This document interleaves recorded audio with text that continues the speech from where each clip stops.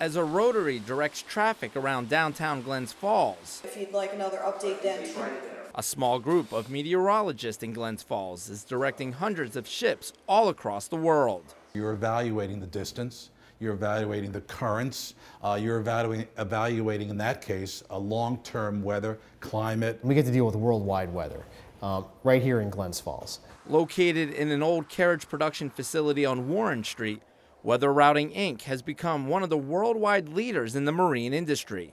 It plans and provides weather and routing information for hundreds of cargo ships, tankers, cruise ships, and yachts across the globe. Number one is always safety, and number two is getting them there fast and safe, meaning we optimize the route. We try to make it so that we're evaluating distance versus weather versus currents that all play a part in how fast, how efficiently a ship will transit. The private consulting firm was founded in New York City in 1961. It later moved to Glens Falls because the cost of living was cheaper, and being nestled between the Adirondacks and the Green Mountains of Vermont provided a scenic backdrop for the company's 24 meteorologists. The ability to see satellites, even now with internet, you can be anywhere in the world and basically still provide the same service even though you're not right next to the ocean. Weather Routing is the worldwide leader in yacht routing and the only solely owned marine routing company based in the United States. The company credits its success to being staffed 24/7, 365 days a year, as its competitors now rely mostly on computers. A lot of our competitors actually do use computers, and they just basically let the computer tell the ship where it needs to go. Unfortunately, computer forecast modeling, as much as it's talked about even now, even on TV, is not as highly accurate as most people believe. And you got to understand, these are ships that are out at sea, where danger, where a shift in cargo can go overboard if not predicted correctly. Icing on a ship, freezing spray. A lot of people, if you get a ship that goes into colder temperatures, that spray freezes on the ship, and the ship becomes off balanced and can actually break apart. Our company has maintained what we call a traditional weather service.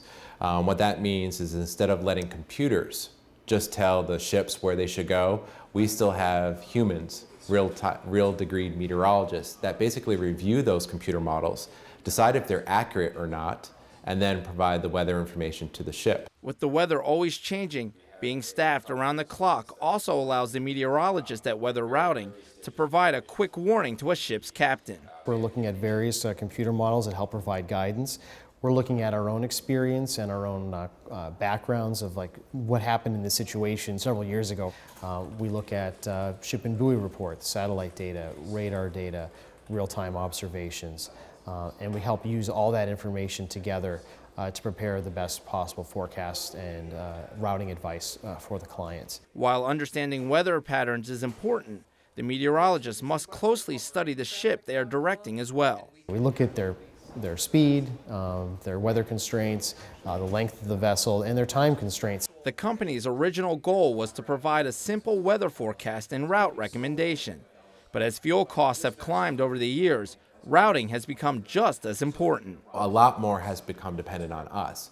And as I said, with fuel costs being so high, that the concern became for how can we route these ships in better conditions to maximize their fuel. Some of the world's elite rely on the company, like presidents, royal families, and well-known celebrities like Johnny Carson. One time our forecasters were actually surprised by, of course he has many names now, by P. Diddy, I believe he was P. Diddy at the time, who was on the phone with actually one of our forecasters asking why he couldn't make a party to Monaco because there was a large storm going by. Mariah Carey, for instance, she wears heels. You see her all the time wearing heels. Well, the captain will make a comment about that because they can't go more than 2 feet of seas, for instance, when she's on board, because she's walking around in high-inch heels. So we have to make sure that their seas that they get is less than 2 feet. With an increased push for more renewable energy sources across the country, Weather Routing sees this as a great opportunity for them to expand. We are now looking at providing weather information to offshore wind farms.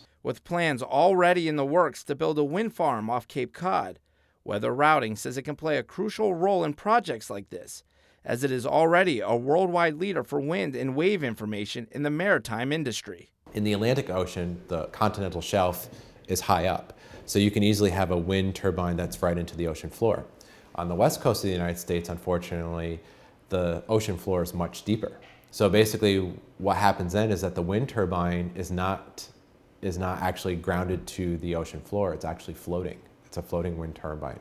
So now you have to work with waves, because waves now will affect that wind turbine, not just the wind. With this low expected to track eastward across Yucatan Channel, we need to watch it very closely for several of our ships. As the offshore wind debate continues, weather routing will continue its focus, serving as a lifeline for sea captains across the globe, helping them steer hundreds of vessels out of harm's way and safely getting them from port to port. It is really cool, you know, when you're looking at these big ships all across the whole world, they're listening to our advice and we're saving them time and money, all from here in Glens Falls. For Mountain Lake Journal, I'm Matt Henson in Glens Falls, New York.